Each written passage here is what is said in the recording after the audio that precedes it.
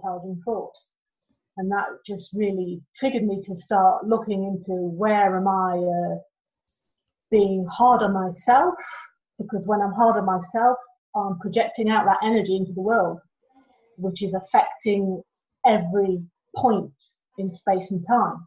So I'm harming the world effectively. Well, this is how I felt it anyway. So I really feel a desire to get into that space of self-love in order to heal myself, to help heal the world. Wow, very lofty goals, Karin. And I'm so happy you said that, because if any of you are wondering how this ties into sacred erotic, it's about the desire for Karin to really be fully in alignment with her soul, with herself, so that she can then help others. Because as she said just a minute ago, was that when she wasn't aligned, she felt like she was harming others. And, normally we just think about ourselves, but when you realize that we're really all interconnected, and everything that happens to us is a ripple effect that happens, could happen 3,000 miles away from us, or kilometers or whatever on the other side of the world. Like you don't know exactly what you're sending out when you feel it's this vibration, I guess I'd like you to talk about that a little bit, as a quantum touch healer, and how this all integrates into your life, if you could in the short time we have together. I know that could be a long conversation. Yeah, well, where to begin? The divine timing for me was, I spoke about the end of my world at the end of 2012.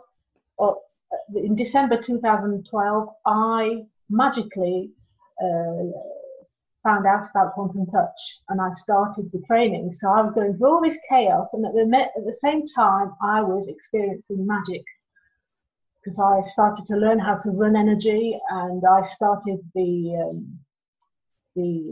training courses live in Paris in January 2013, and that was just so amazing, because again I'm digressing a bit, but I had more magical experiences running energy.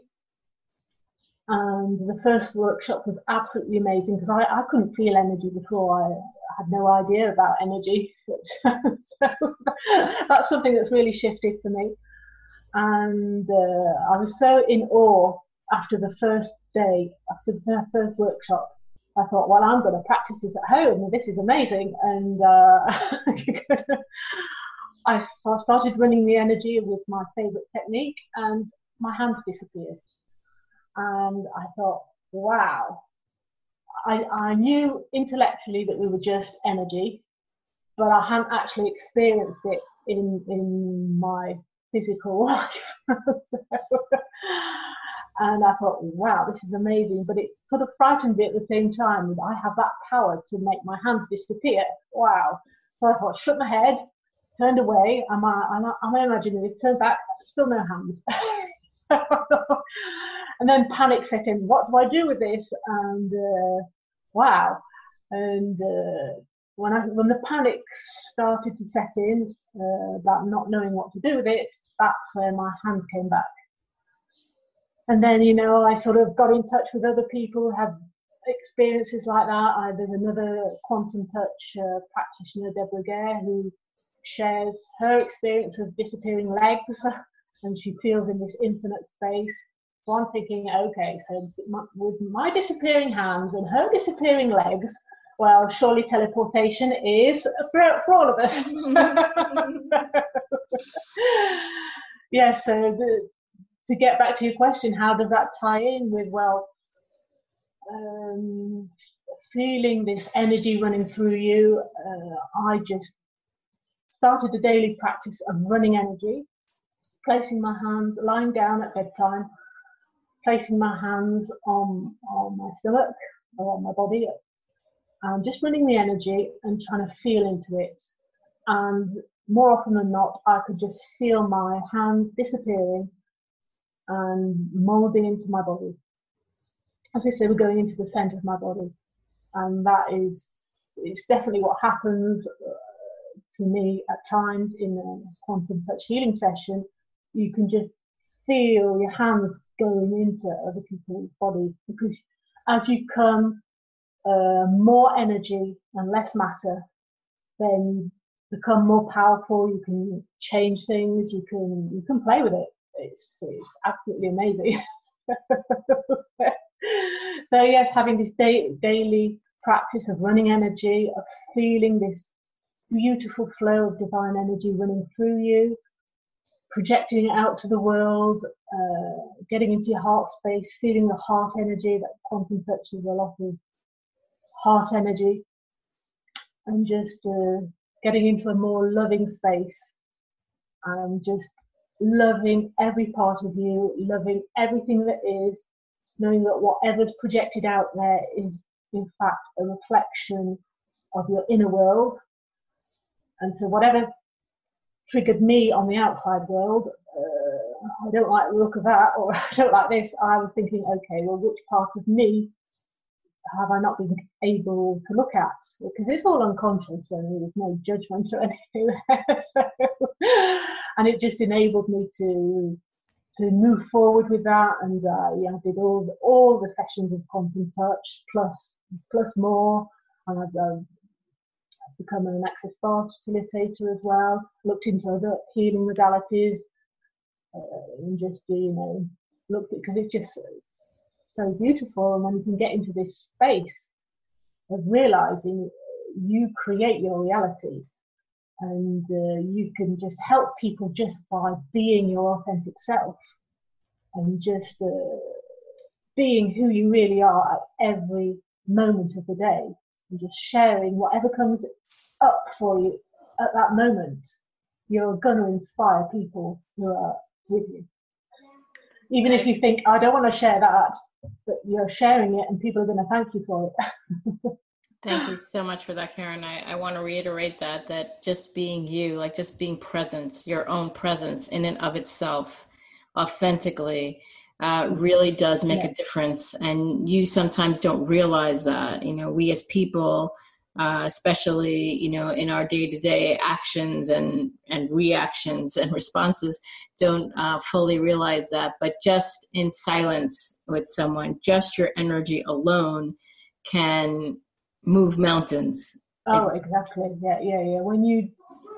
When I center myself on who I truly am, rather than who I think I am,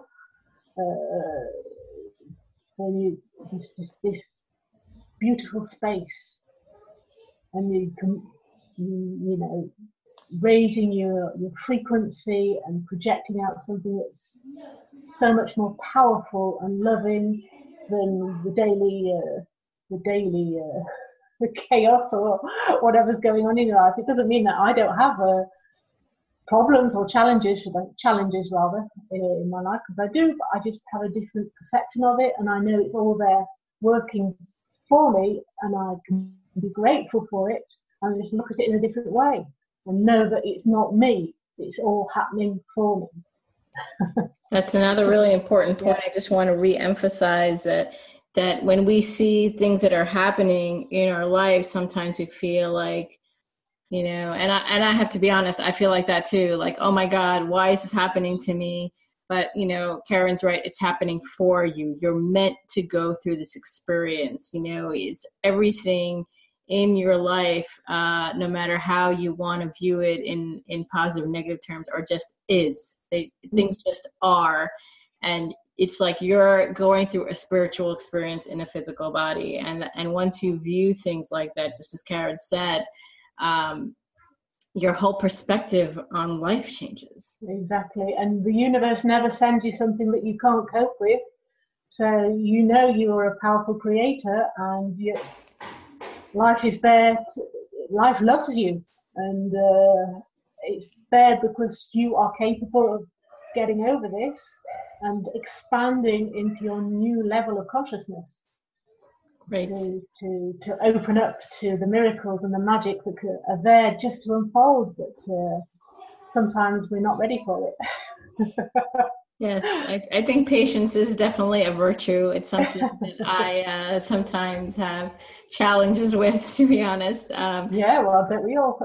Yeah. And, Karin and I always say like, that it's about the feeling, like once you can get into the feeling, as I have to say for myself, once I get into the feeling, that's when all my, miracles really unfold, without, like she was talking about the flow and, in the beginning of our conversation. And for me, when I'm in that flow, it's just when I'm not judging, I'm just moving, it's like a force is moving me that isn't mine.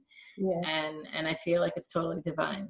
Yeah, exactly. We are channels of this divine energy, and I know you talk a lot about sacred erotica. For me, that was part of the experience, and it was all interconnected. I said how in 2010 things got a lot better. It was an experience in my body, and I had a different experience with sexuality, and wow, my body just goes with the flow, and it's all amazing and all orgasmic, and yeah, there's no effort to make. It just all happens in divine timing. Yeah, and that's amazing. People study about things like that, and people, try to make things like that happen for themselves. But really, I think what we're saying here, we're in agreement that when you're in the flow, or when it's supposed to happen, it will. I think it's the act of receiving it. That is when you are, and I think there was a quote that I had shared some time ago, but it's everything is coming to you. You just have to be able to receive it. Yeah.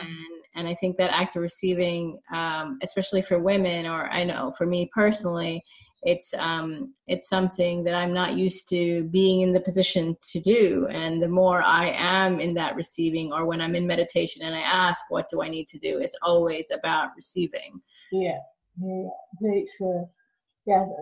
It's about receiving. I quite agree. But for those who find it difficult to get into that receiving mode, it's also for me a question of just being, just allowing yourself to feel grotty when you feel grotty, and just to feel upset and or angry or whatever it is, as well as just wow, I love doing this. Well, I'll go and do what I love rather than what I think I should do.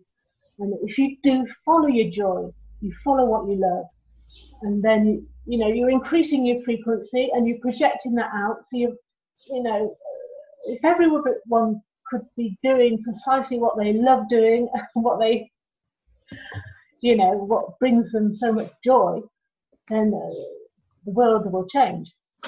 Well, it is changing, should I say. Yeah, I think we are going through a change in consciousness, and people are like us, deciding to do what our soul is calling us to do. And I agree with you. I think when everyone's in a state of joy, because that's really what we're discussing here. It's all about the feeling. Yeah. Once you get into that feeling, miracles happen because you are in a different state. Exactly, yeah. And when you're in this different state, that's when the opening and the magic unfolds, as far as my experience is anyway. I'm sure, everybody's experience is different, and I can only share mine in the hope to inspire your audience, but everybody's experience is different, and what I've experienced doesn't mean that you're going to experience that. It's just one of the many paths. Right. I've experienced the same, but yes, I think that I think it may be safe to say that we just said that once you're in a state of joy, in a state of acceptance and receiving, whether it's, it may be just in the beginning stages, there may be things that you might see that can change your life. And I wanted you to just touch upon something. Well, before I continue for the next question is, in case anyone's interested in learning more about Karin or learning more about her healing services, they can contact you via email. Can you share your email address with them? Yeah, so it's my first name dot second name, so KARIN dot EKE, Karin Eke at free, as in I am free .fr, FREE. Fantastic, and that'll be in the details of the podcast. So I would encourage you to talk to Karin. And just before, I will say, we'll repeat it, but I think there's also a free gift, isn't there, Karin, that you're giving out? Yes, I'd be absolutely delighted to